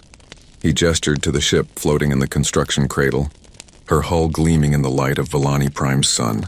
She is our promise. Never again will we be helpless. Never again will we depend entirely on the goodwill of others. We will stand on our own, though we hope to always stand alongside our friends. The remembrance launched to applause from both species. Her engines powered up smoothly, human technology integrated seamlessly with Villani design. She moved with grace unexpected in a warship, a perfect blend of two philosophies, Villani elegance and human pragmatism. She handles well, the Villani captain reported from the bridge. Commander Yashin was one of the original volunteers who had learned combat during the Scourge attack. She had proven herself capable under fire, and had spent the past 3 months training obsessively to command this vessel. All systems optimal. Weapons online. Shields at full capacity. The remembrance is ready for duty. Then welcome to the Defense Force, Captain, Thelen replied formally. May you never need to fire your weapons in anger, but always be ready if you must. It was the philosophy Vasquez had instilled in all her students. Hope for peace, prepare for war. The political ramifications of Villani Prime continued to ripple across the galaxy. The Galactic Council remained divided on humanity's actions. Some species applauded the intervention. Others feared it set a dangerous precedent. A few quietly wondered if humanity might solve problems they had ignored for too long. The Krill Collective, a species that had built an empire on conquest and subjugation, watched humanity's actions with particular interest. They had assumed humans were weak, their talk of helping others mere propaganda. The Battle of Villani Prime suggested otherwise. The Krill began reviewing their expansion plans, suddenly uncertain if enslaving species under human protection was worth the risk. The Scourge, scattered and traumatized, avoided any system with human presence. For a species that had consumed worlds for millennia, it was a humiliating adaptation, but evolution cared nothing for pride, only survival. The Scourge had learned that some prey was too dangerous to hunt. 4 months after the battle, a delegation from the Pleiadian colonies arrived at Villani Prime. Their worlds faced Krill invasion, and they had formally requested human military assistance. They came to see what humanity had done for the Villani, to understand what they were asking for. Ambassador Shiva personally gave them the tour, showing them the defense installations, the training academy, the memorial to the fallen. She introduced them to Admiral Thelen, to the trainees who had become defenders, to the human personnel who had stayed to help rebuild. This is what humanity offers, she told the delegation. Not occupation, not conquest, but genuine partnership. They will bleed for you if necessary, but they will also teach you to defend yourselves. They ask nothing in return except that you use their gift wisely. The Pleiadian ambassador, a crystalline being named Sarath, studied the memorial for a long time. And if we accept their help, what happens when they leave? Do we become dependent on human protection? The humans are already leaving, Shiva replied, gesturing to the shipyard where the remembrance orbited. See that vessel? We built it ourselves with human guidance but Villani engineering. In 6 months, we will have 3 more. In a year, we will have a fleet. The humans didn't make us dependent, they made us capable. But the cost, Sarath said softly, looking at the names on the memorial. So many died. Yes, Shiva agreed. War has costs. The Scourge would have killed 8 million of my people. Instead, we lost 30,000 Villani, and humanity lost 3,000 of their own. Those losses devastate me. But the alternative was extinction. The humans paid a price in blood to give us a future. That is their answer. They will fight for you if you cannot fight for yourself, but they will also ensure you can eventually stand alone. The delegation departed 3 days later, their decision made. They would accept human assistance. The Krill would discover, as the Scourge had, that humanity took the defense of others seriously. On Earth, the Terran Federation faced its own reckoning. The military wanted to expand, to build more ships, to train more Marines for what they saw as an inevitable series of defensive wars. Some politicians worried about overextension, about humanity becoming the galaxy's police force against their will.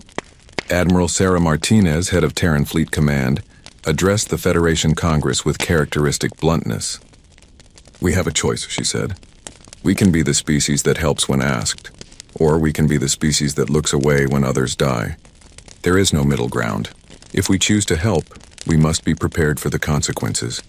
More battles like Valani Prime, more casualties, more sacrifice.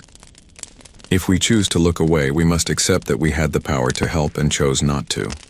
Which can you live with?" The debate raged for weeks. In the end, the Federation voted to expand the defensive fleet and establish a rapid response force. Ships and personnel specifically designated for rendering aid to allied species under attack. It wasn't an easy decision, and many worried about the precedent. But humanity had defined itself at Valani Prime, and most humans decided they liked that definition. 6 months after the battle, Commander Vasquez stood in the Academy's main hall, watching her latest class of graduates receive their certifications. 200 more trained defenders ready to protect their world. Admiral Thelm stood beside her, reviewing the graduation scores. "Your methods are effective," he observed. "The pass rate is 97%. Our instructors couldn't believe it. "It's not my methods," Vasquez replied. "It's their motivation. They remember what it felt like to be helpless. They'll never let that happen again. That's more powerful than any training technique." "Will you stay for another class?" Thelen asked. Vasquez hesitated. She had been at Valani Prime for 6 months, teaching, rebuilding, healing from her own combat trauma. Part of her wanted to stay forever, to see this project through to completion. But another part recognized that the Valani didn't need her anymore. They had learned the lessons. Now they needed space to implement them on their own. "One more class," she decided. "Then I'm returning to Earth. You don't need me anymore, Admiral. You've become what you needed to be. Strong enough to protect yourselves, wise enough not to abuse that strength. That's all I can teach you. We will always be grateful," Theln said formally, "for everything humanity did. Everything you personally sacrificed. You gave us more than defense, you gave us dignity." Chief Webb had similar conversations with his engineering teams. The reconstruction was essentially complete. The Valani had learned to maintain and improve the defensive installations. His presence was no longer necessary, though it remained welcome. "I'm staying," he told Vasquez over dinner in the officers' mess. "Not because they need me, but because I need this. After my wife died, I threw myself into work. Building things, solving problems, never stopping to think. Here I found something more. A purpose beyond just construction. These people needed help, and I helped. That's worth more than another shipyard or orbital station." "You're a good man, Webb," Vasquez said sincerely. "The Valani are lucky to have you." "I'm the lucky one," Webb corrected. "I found a home here. A real home, not just a barracks or a construction site. That's rare in this galaxy." Sergeant Dust had also chosen to stay, though his role was different. He couldn't serve as a combat instructor. His injuries were too severe. Instead, he taught survival skills, tactical thinking, and the mental discipline required for combat. His students loved him for his honesty and his refusal to sugarcoat the realities of warfare. "Fighting isn't glorious," he told one class bluntly. "It's terrifying, chaotic, and it never goes according to plan. People die, good people, people you care about. You survive by being smarter than the enemy, luckier than you deserve, and stubborn enough to keep fighting when every instinct says run. If that doesn't appeal to you, find a different career." No shame in that, but his students stayed. They had seen what happened when a peaceful people had no defenders. They would be those defenders, whatever the cost. The 1-year anniversary of the battle approached. Valani Prime had been transformed in ways both visible and invisible. The defense grid was expanded and improved. The Remembrance had been joined by 2 sister ships, with 3 more under construction. The training academy graduated new defenders every month. The economy had recovered, stronger than before, as trade agreements with humanity brought new opportunities. But the deeper changes were harder to quantify. Valani society had lost some of its innocence, gained a harder edge. Children grew up knowing about war, learning emergency drills, understanding that the universe contained threats. Some elders mourned the loss of their peaceful isolation. Most recognized it as a necessary evolution. "We cannot return to what we were," Ambassador Shiva said in a planetary address. "This scourge taught us that ignorance of violence doesn't protect you from violence. But we can honor what we were by being wise with what we've become. We are armed now, but we need not be aggressive. We are strong now, but we need not be cruel. We are prepared for war, but we work for peace. This is the balance humanity taught us." The anniversary ceremony was massive. Humans returned from across the galaxy. Soldiers who had fought here, engineers who had built here, diplomats who had negotiated here. The Galactic Council sent observers, curious about this human-Villani partnership that had become a model for other species. The memorial had grown. Additional sections honored Villani, who had died in the months after the battle from delayed injuries or trauma. A new wing celebrated those who had survived, with interactive displays telling their stories. School children visited regularly, learning about the battle and its lessons. Commander Vasquez, now promoted to general, gave her final address to the academy. Tomorrow she would return to Earth, her work complete. She looked at the assembled students, hundreds of trained defenders ready to protect their world, and felt satisfied. "When I arrived here 1 year ago, you were victims," she said. "You had been attacked by an enemy you couldn't defeat, and you prepared to die. Humanity intervened, not because we expected anything in return, but because it was the right thing to do. We fought for you, bled for you, died for you, but more importantly, we taught you to fight for yourselves. You are no longer victims. You are defenders. You have the skills, the equipment, and most importantly, the will to protect your world. The next threat you face, and there will be others, you will face on your own terms. You will be ready. That was our goal, and you have exceeded it." She paused, emotion breaking through her professional composure. "I'm proud of you. Not just as soldiers, but as people. You took the worst moment of your history and used it to become stronger without becoming cruel. You learned warfare without learning hatred. You became capable of violence while remaining dedicated to peace. That's harder than it sounds, and you've done it brilliantly. Take care of each other. Take care of your world. And remember, strength is a tool, not a purpose. Use it wisely." The students rose as one, saluting in the human military fashion they had learned. Vasquez returned the salute, tears she didn't bother hiding running down her face. Then she left the academy for the last time, knowing she was leaving it in capable hands. That night, a smaller ceremony took place at the memorial. The humans who were departing gathered with Villani friends to say goodbye. There were tears, promises to stay in touch, addresses exchanged. Some relationships had deepened into genuine friendships, even romances. Humans and Villani who had bonded through shared trauma and reconstruction. Ambassador Shiva found General Vasquez sitting alone near the memorial, staring at the names of the fallen. She sat beside her, saying nothing for a long moment. "Do you have regrets?" Shiva finally asked. "Many," Vasquez admitted. "I regret every person whose name is on this wall. I regret that we couldn't save everyone.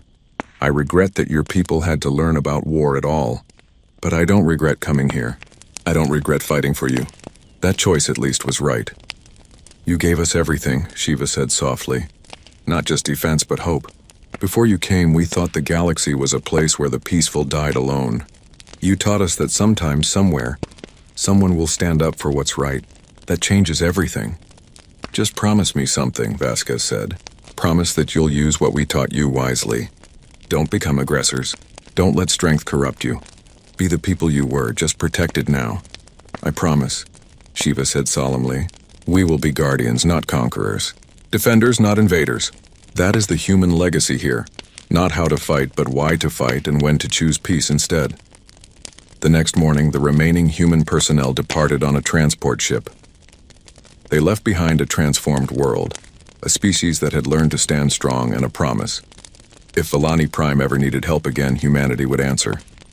As the transport broke orbit, General Vasquez looked back at the planet below. Lights sparkled across continents where life thrived. Defensive platforms orbited, keeping watch.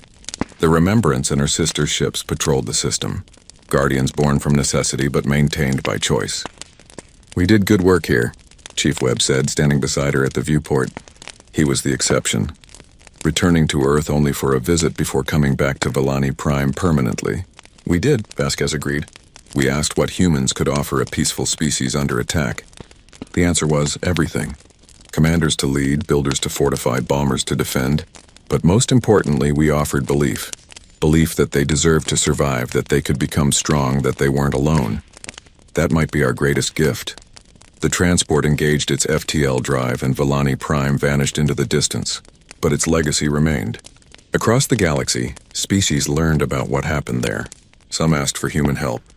Others decided to strengthen their own defenses. A few even began questioning the old galactic order, where the strong preyed on the weak and everyone looked away. Humanity had shown there was another way. It wouldn't change everything overnight, but it was a start, and sometimes a start is enough. 20 years had passed since the Battle of Volani Prime, and the galaxy had changed in ways both subtle and profound. Ambassador Shiva, now gray with age but still sharp of mind, stood in her office overlooking the capital city. The view had transformed from the floating artistic structures of her youth to a blend of beauty and purpose. Defensive walls integrated into architecture, shield generators disguised as sculptures, a city that was both peaceful and protected. Her granddaughter Mira sat across from her, reviewing reports for her new position in the Galactic Council. At 23, Mira belonged to the generation born after the Scourge attack, raised in a world where defense training was as normal as mathematics, where humanity was not a distant curiosity but a trusted ally. The Council is debating another intervention request, Mira said, frustration evident in her voice. The Talaxian colonies are under pirate attack. They're asking for help.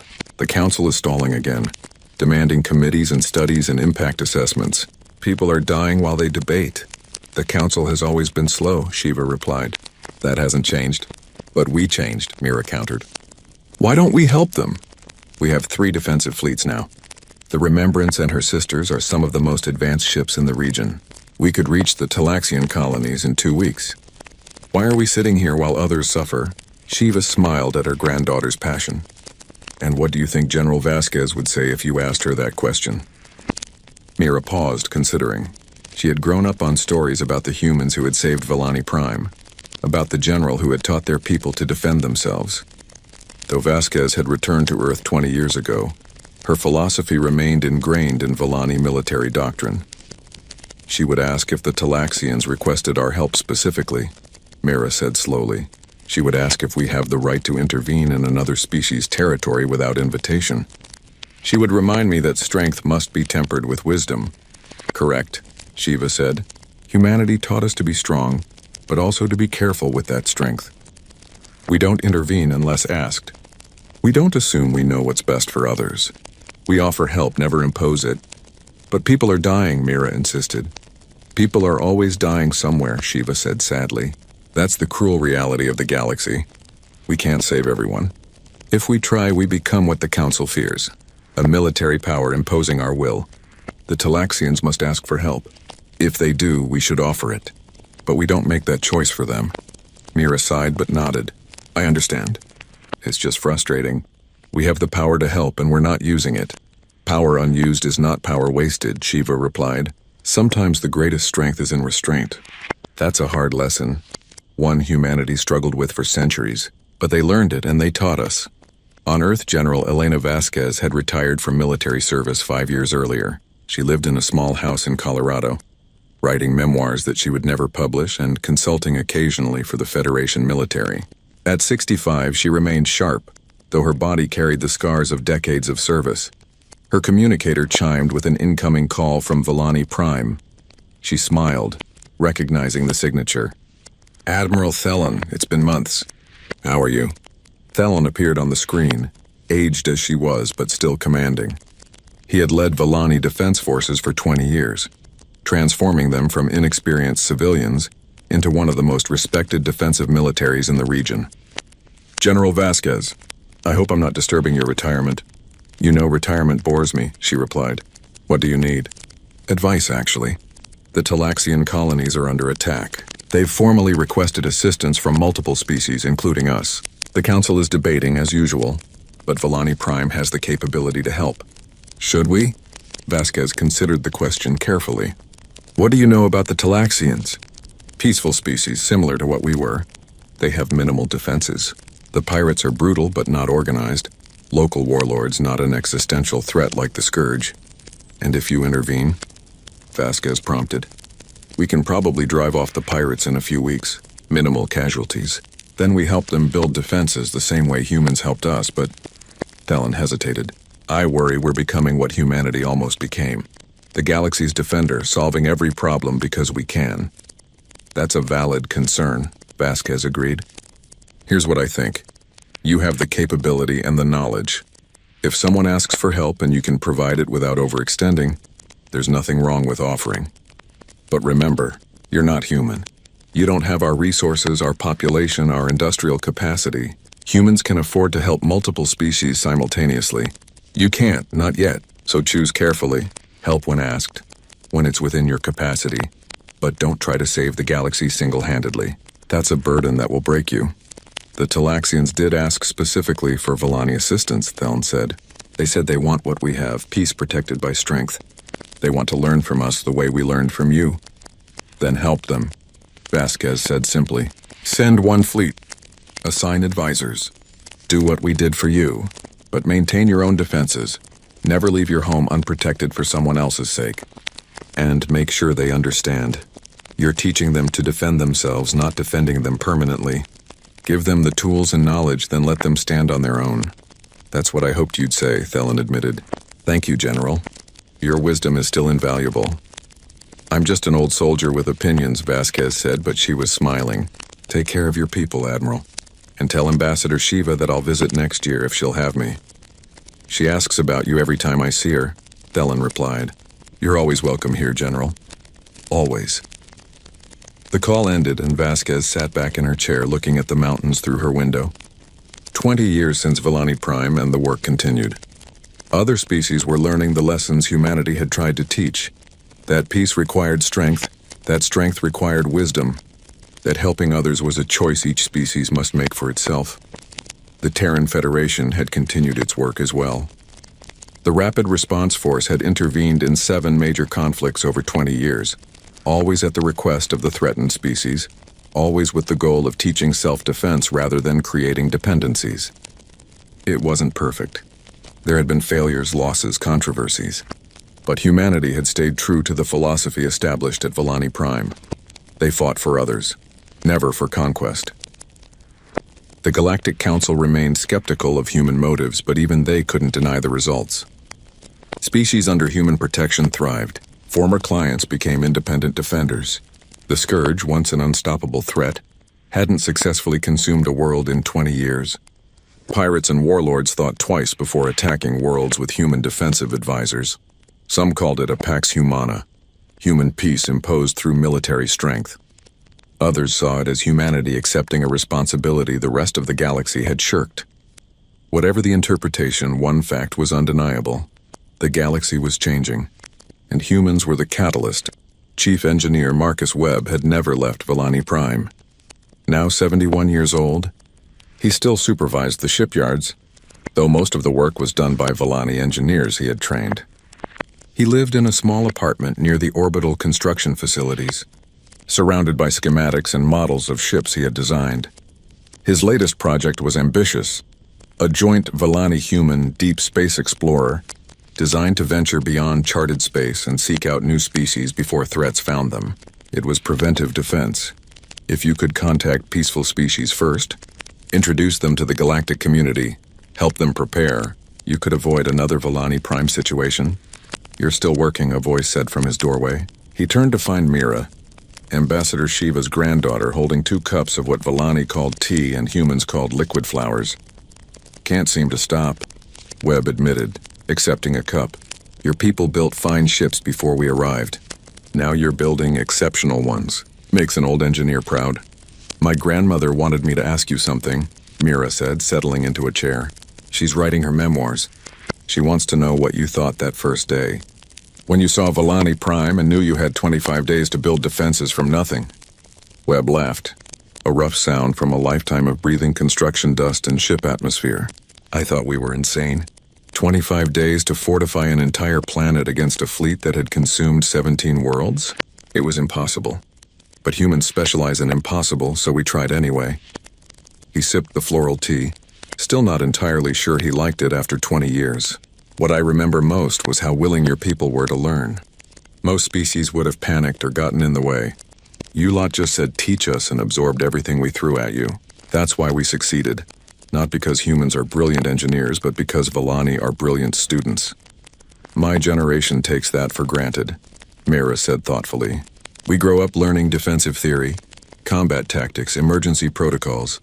It's just normal education. But my grandmother remembers when none of that existed here. When violence was something from history, not preparation. Don't lose that perspective, Webb advised.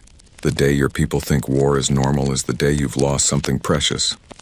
You should always approach defense with reluctance as something necessary but not desired. The moment you start wanting conflict, you've become the problem. Is that what happened to humanity? Mira asked carefully. Everyone knows humans are good at war. Were you always that way? Webb considered his answer. Humans fought each other for our entire history. We nearly destroyed ourselves dozens of times. When we reached the stars, we worried we'd bring that violence with us, that we'd become conquerors. Villani Prime was proof that we could be better.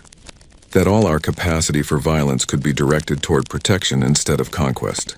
Your people gave us that gift, a reason to be strong that didn't involve domination. So thank you for that.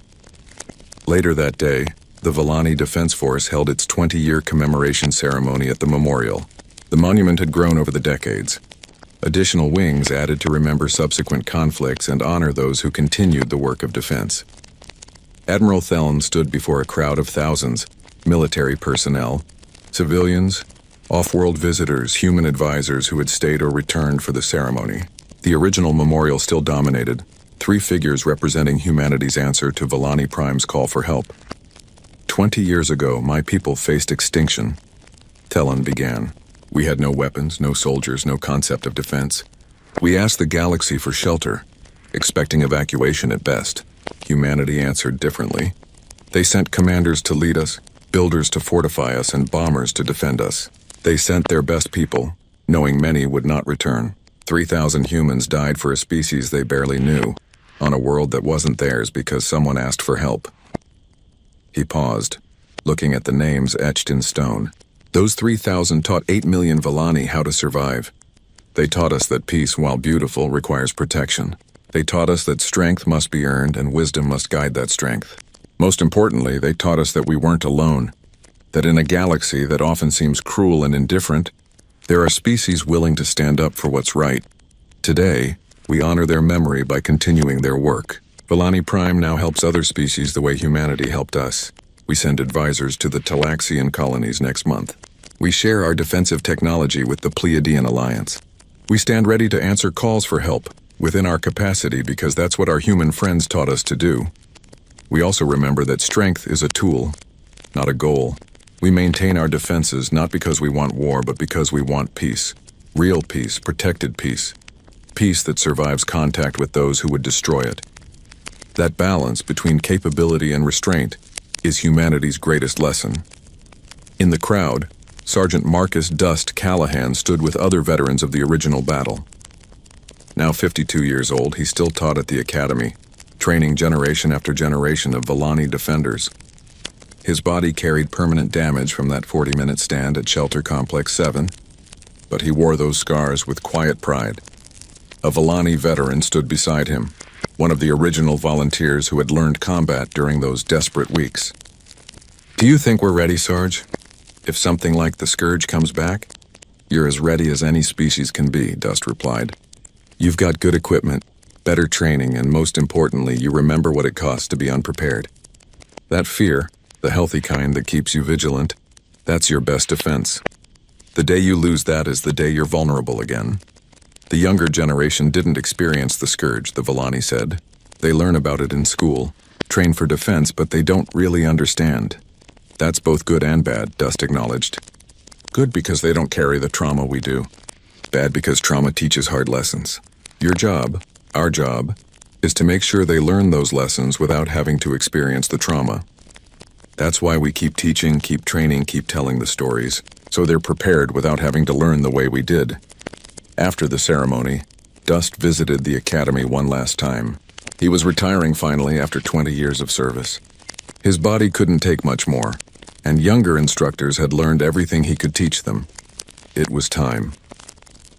He walked through halls filled with training equipment, past classrooms where students learned tactics and strategy, into the memorial room where every graduate's name was recorded. Thousands of names now, defenders who had trained here and gone on to protect Volani Prime and other worlds. "Leaving us, Sergeant?" a voice asked. He turned to find Admiral Theln still in his dress uniform from the ceremony. "Body says it's time," Dust replied. "Besides, you don't need me anymore.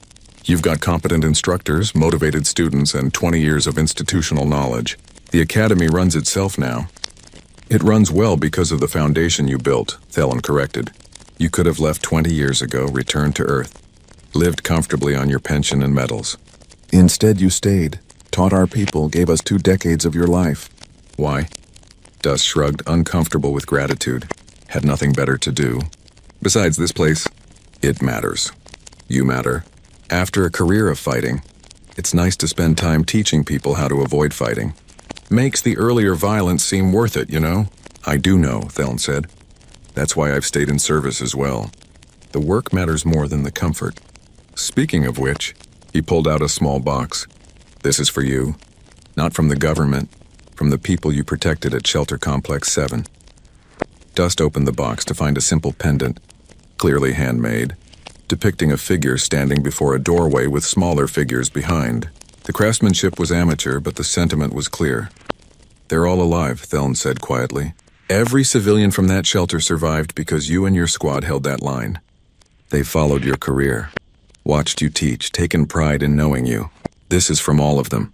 3,000 people who owe you their lives." Dust stared at the pendant, feeling emotions he usually kept buried. "I was just doing my job."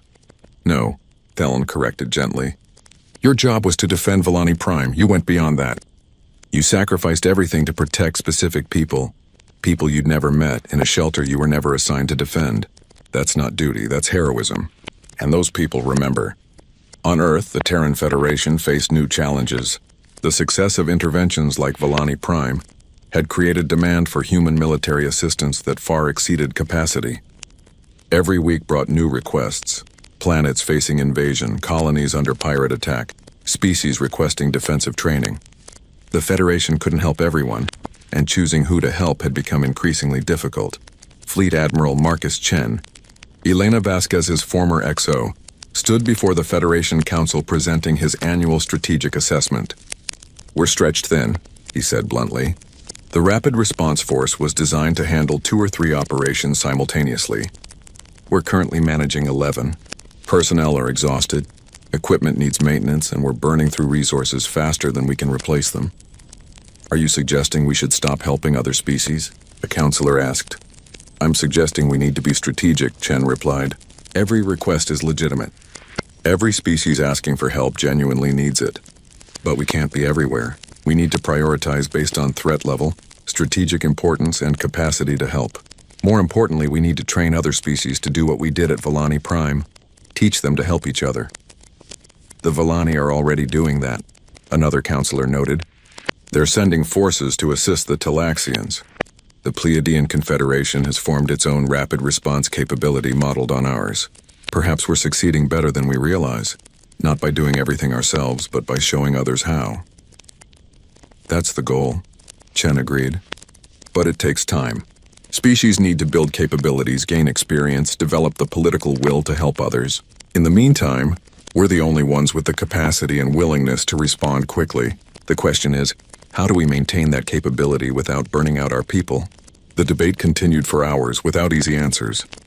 Humanity had created a new model for galactic relations. Help those who ask, teach self-sufficiency, never conquer. But implementing that model across a galaxy of thousands of species required resources and dedication that tested even human determination. General Vasquez watched the council debate from her retirement home, streaming the session over the information network. She had seen this coming 20 years ago at Volani Prime. Success creates expectations. Expectations create obligations. Obligations can become burdens if not managed carefully. She opened a communication channel to Admiral Chen after the session ended. You handled the council well, Marcus. But you're right to be concerned. We're doing too much. What choice do we have? Chen asked. Tell species under attack that we're too busy to help? Sometimes yes, Vasquez said firmly. Hard truth. We can't save everyone. Trying to do so will break us. The Federation needs to accept that helping one species might mean watching another fall. That's brutal, but it's reality. Better to help 3 species effectively than fail to help 10. The politicians won't accept that, Chen said. Then make them, Vasquez replied. You're Fleet Admiral. Your job includes telling civilian leadership hard truths they don't want to hear. We built our reputation at Villani Prime by doing the impossible. But we can't do the impossible every time. Eventually, impossible actually means impossible. Chen sighed. You're right, of course. It's just hard to say no when you know you could help.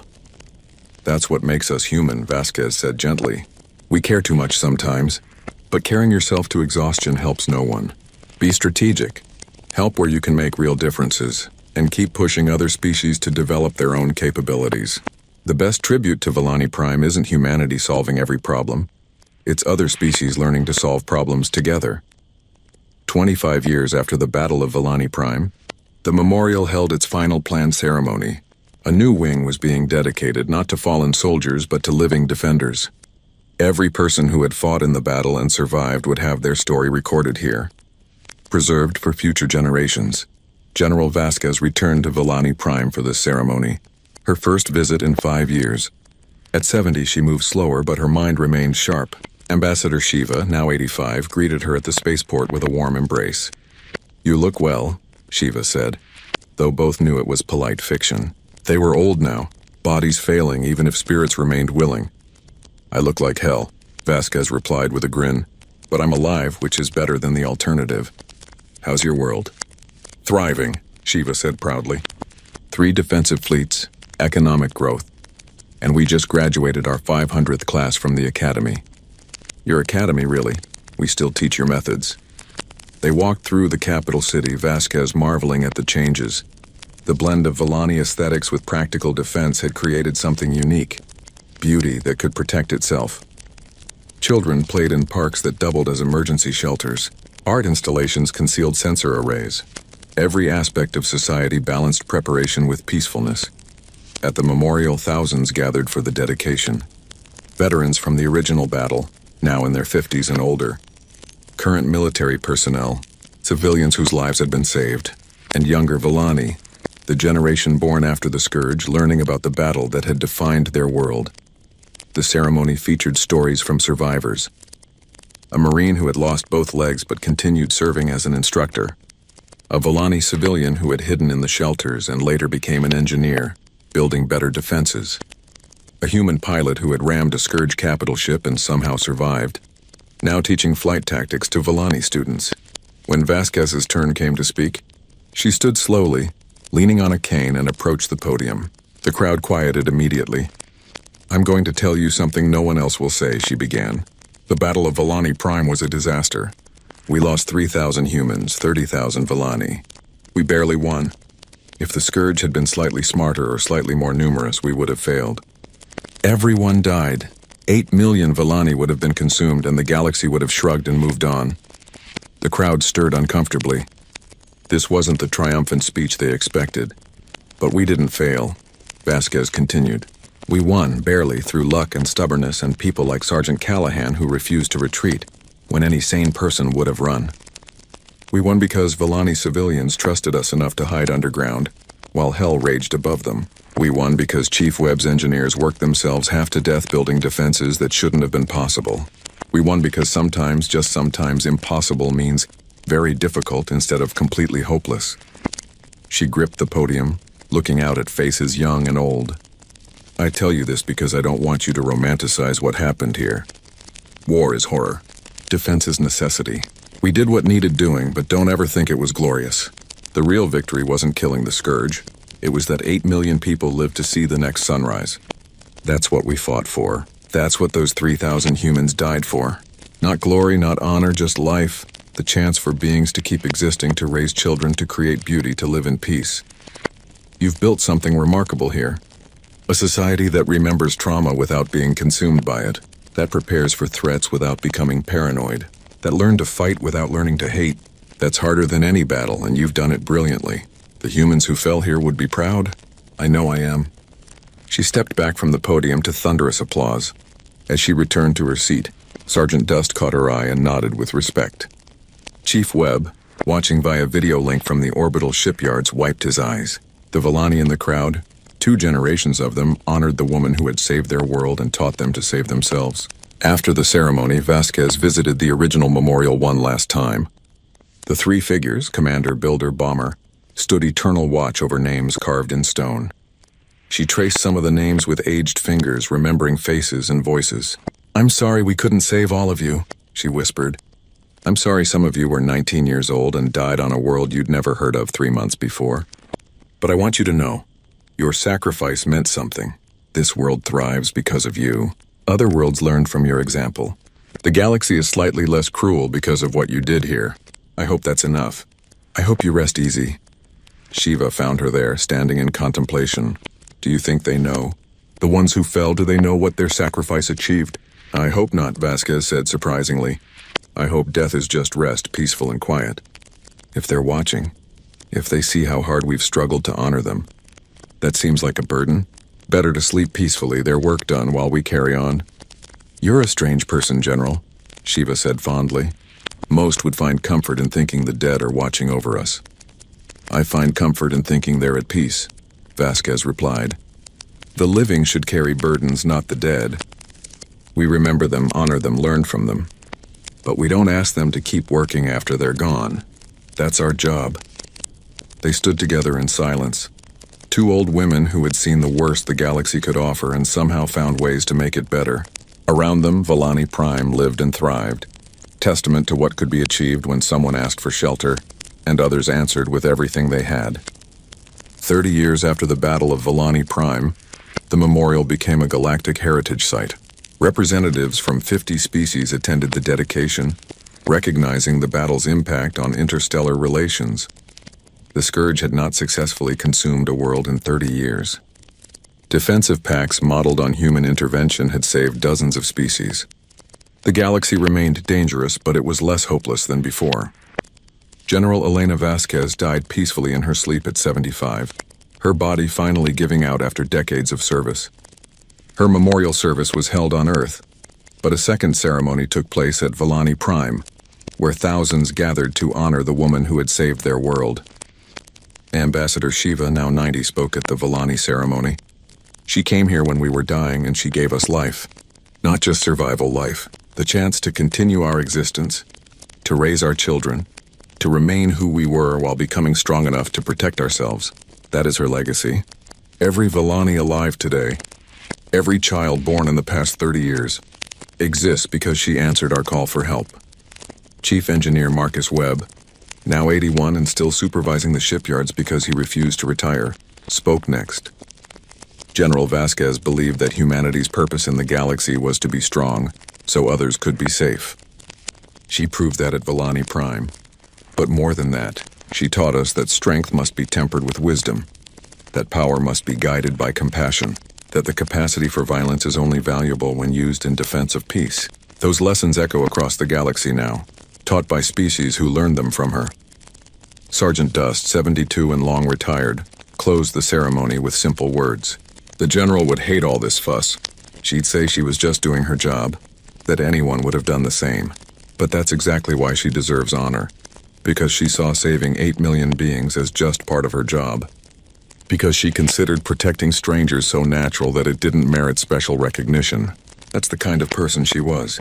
That's the kind of person humanity became because of her. We should all aspire to that. The memorial on Villani Prime added her name not to the wall of fallen soldiers, but to a new section, those who showed the way. It honored beings who had fundamentally changed Villani Prime's trajectory, who had taught lessons that echoed through generations. Mira, now 43 and representing Villani Prime on the Galactic Council, stood before the memorial with her children. The youngest, barely 6 years old, asked the question that children always ask. "Grandmother told me stories, but I don't understand. What are humans? Why did they help us?" Mira knelt down, looking into her child's eyes and repeated words she had learned from her own grandmother. Humans are what happens when a species learns to be strong without losing compassion.